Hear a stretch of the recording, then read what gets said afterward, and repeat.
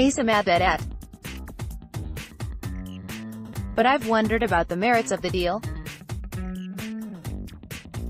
Since that time, Warner content still has to be made available to competing distributors, whether Verizon or Comcast or Amazon or Netflix, at.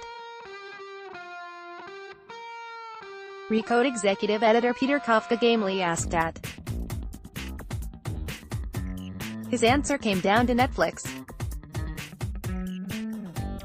A key variable is the direct relationship with the customer, and a lot of the media companies don't have that direct relationship with the customer. Stevenson explained on stage at the Code conference in Rancho Palos Verde, Calif. Netflix is one of the few standouts with that direct relationship, some 125 million by last count, he said. Stevenson cited Amazon as another and mentioned that Disney CEO Bob Iger's bid to buy most of Fox is also about building a business that will allow it to ultimately circumvent distributors. Bob Iger clearly has big ambitions to establish that direct relationship with the customer, he said.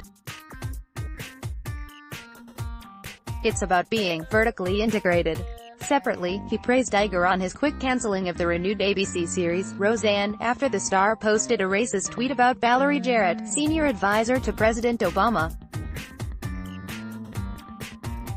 "You have to admire how he did that," Stevenson said. "I can't imagine how you would not. The larger issues facing media companies today lie closer to Silicon Valley," he said. "How do you feel about going toe-to-toe with Silicon Valley?" he asked, citing the companies that make up the famed FANG index of stocks: Facebook, Apple, Netflix and Google. "If you don't have vertical integration, you're going to have a hard time competing with these guys," he said. "That's what this is about. Building the ability to compete."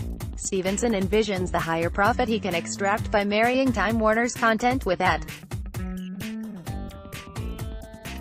About what's coming together here. Turner has an amazing inventory of advertising that they kind of sell broadly. It's not a very targeted advertising approach. At. Can you pair a very formidable ad inventory with data, and can you create something unique and change how you're monetizing content? It's traditional TV's way of capitalizing on the very ads that Facebook and Google have been selling for years. Stevenson also imagines how the combined company can create new forms of content, especially for mobile devices. That all squares with what at. That's also part of the reason why at. What we loved was the ability to innovate. He cited the rapid development of DirecTV's over-the-top service, DirecTV Now, which replicates a skinny bundle of live TV channels delivered over the internet. It now has 1.5 million subscribers, and it's still growing, he said. Still, that customer group isn't profitable, he said. Over time, as that service adds new features such as DVR, you can charge more and make money. The steep decline in DirecTV's traditional satellite business was still surprising to Stevenson. It was a step change, he said, as people cut the cord much faster than at. You know where that traffic went. It's millennials, he said. As for the Time Warner merger, Stevenson is still awaiting approval. The Justice Department sued the company to block the deal, calling it anti-competitive. The judge plans to issue a ruling by June 12.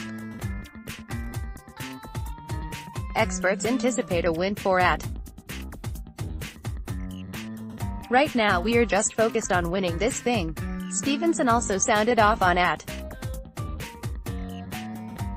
Cohen is under investigation by Robert Mueller, the special prosecutor in charge of the probe into possible collusion between the Trump campaign and the Russian government.